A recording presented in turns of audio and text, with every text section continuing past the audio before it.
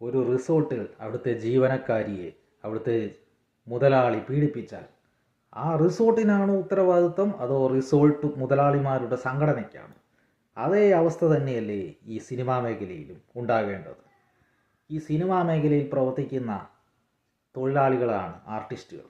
അവരുടെ സംഘടനയാണ് അമ്മ. അല്ലാതെ അതൊരു നിയമപരമായിട്ട് വളരെ വലിയ ഒരു സ്ഥാപനമല്ല. ആ സ്ഥാപനമല്ല എന്നുള്ള നിലയിൽ വരുമ്പോൾ അവർക്ക് എത്രത്തോളം ഒരു ഉത്തരവാദിത്വം ഉണ്ടാകും? സർക്കാരല്ലേ ഇതിന് വ്യക്തമായ നിയമങ്ങൾ ഉണ്ടാക്കേണ്ടത്. ഒരു സിനിമ എടുക്കണമെങ്കിൽ ഏത് അണ്ടനും അടകോടനും സിനിമ എടുക്കാം എന്നുള്ള ഒരു നില വരരുത്. അതൊരു വ്യക്തമായ കമ്പനി സിസ്റ്റം ഉണ്ടായിരിക്കണം. ഇപ്പോൾ പ്രൈവറ്റ് ലിമിറ്റഡ് കമ്പനിയായിട്ട് രജിസ്റ്റർ ചെയ്തതോ ആയ ഒരു കമ്പനിയുടെ കീഴിൽ വേണം സിനിമ എടുക്കാൻ.